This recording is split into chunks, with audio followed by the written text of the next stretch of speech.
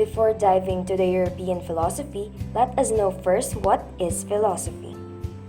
Philosophy, derived from the Greek word philo, which means love, and sophia, which means wisdom, philosophy simply means the love of wisdom.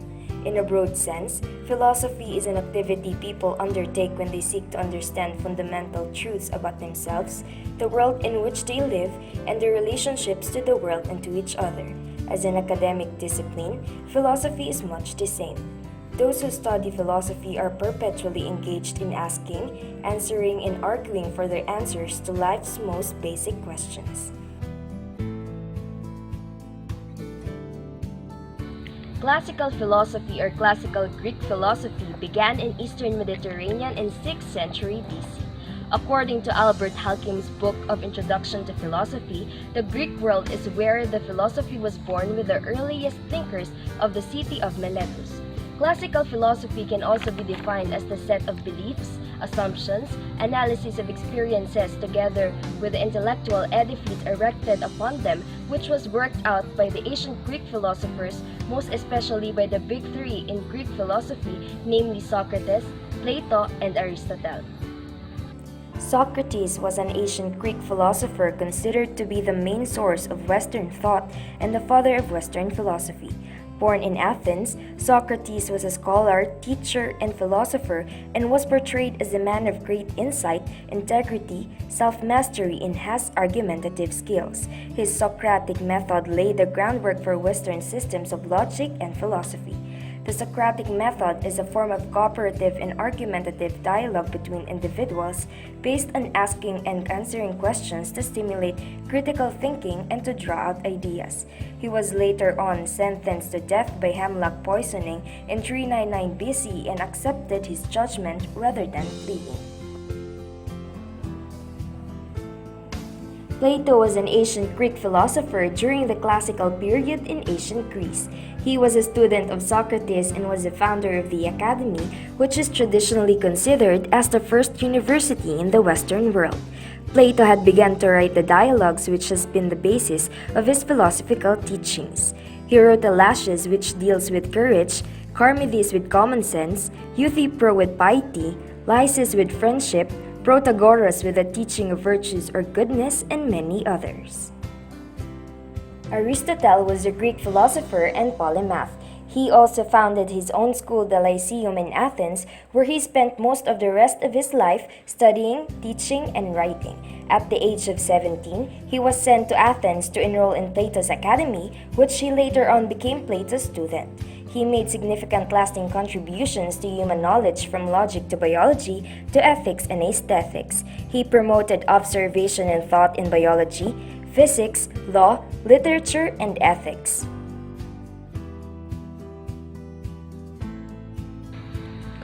We already heard about the classical philosophy.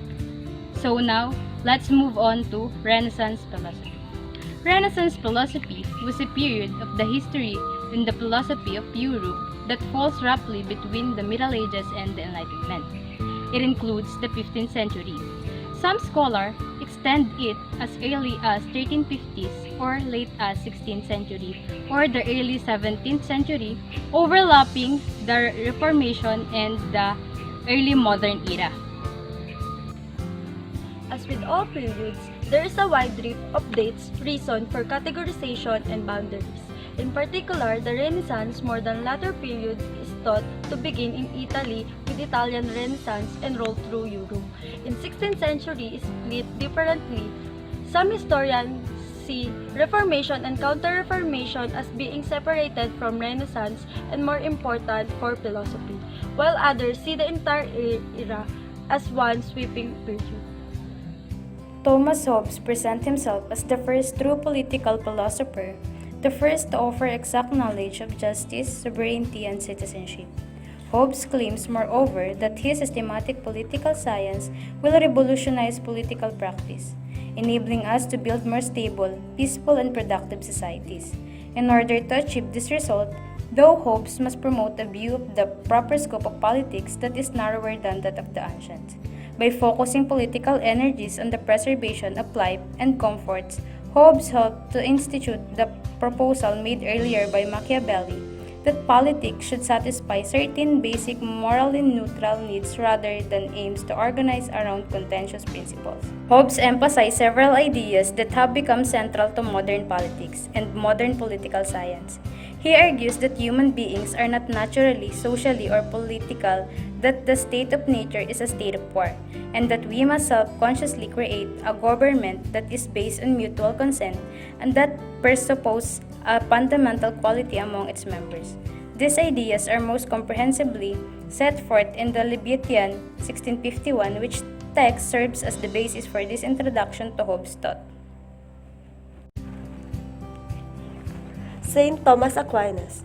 Living in the Italy in the 13th century, after death, he wrote a lot in execrable handwriting attempting to reconcile the teachings of Aristotle and Averroes with Christianity. Although, like many religious thinkers, Aquinas distinguishes between truths derived from faith and from reason. He indicates that both need to be taken seriously. It would be reasonable, thought Aquinas, to debate theology with non-believers. He describes everyday events having everyday worldly causes, although he sees the divine as the original mover in the whole chain of events. The nature of the divine, however, is beyond our understanding. He is perhaps the most influential philosopher for the Roman Catholic Church.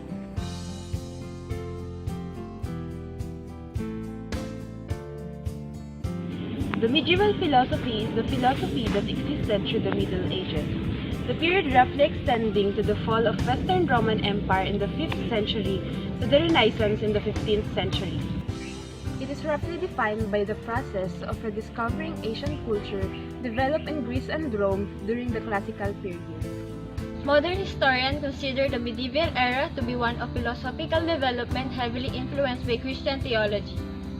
Saint Anselm of Canterbury, also called Anselm of Aosta, was a Benedictine monk, Christian philosopher, and scholar who is recognized for many intellectual accomplishments, including his applications of reason in exploring the mysteries of faith and for his definition of theology as faith-seeking understanding. Saint Augustine is a 4th century philosopher whose groundbreaking philosophy infused Christian doctrine with Neoplatonism. He is famous for being an inimitable Catholic theologian and for his agnostic contribution to Western philosophy. Modern philosophy refers to especially vibrant periods in the Western European philosophy, spanning the 17th to 18th centuries. The philosophers in this period faced one of the greatest intellectual challenges in history: the tenets of traditional Aristotelian philosophy and Christian religion with their radical scientific developments. In response, the philosophers of modern philosophy invented and refined a startling variety of views concerning human relation to the universe. Karl Marx was a philosopher, author, social theorist, and an economist. He is famous for his theories about capitalism and communism. Marx, in conjunction with Friedrich Engels, published the Communist Manifesto in 1848. Later in life, he wrote Das Kapital, which discussed the labor theory of value. Ironically, Marx was eloquent in describing the exploitation of the working class while personally failing to maintain a job for a significant period of time. Immanuel Kant was a German philosopher whose comprehensive and systematic work in epistemology, ethics, and aesthetics greatly influenced all subsequent philosophy, especially the various schools of Kantianism and idealism. He was one of the foremost thinkers of the Enlightenment and arguably one of the greatest philosophers of all time. In him were subsumed new trends that had begun with the rationalism of René Descartes and the empiricism of Francis Bacon. He thus inaugurated a new era in the development of physical thought. René Descartes is often credited with being the father of modern philosophy. This title is justified due both to his break with the traditional scholastic Aristotelian philosophy at his time and to his development and promotion of the new mechanistic sciences. His development break his scholastic philosophy was twofold. First, Descartes thought that the scholastic method was prone to doubt, given the reliance on sensation as the source for all knowledge. Second, he wanted to replace their final causal model of scientific explanation with a more modern mechanistic model.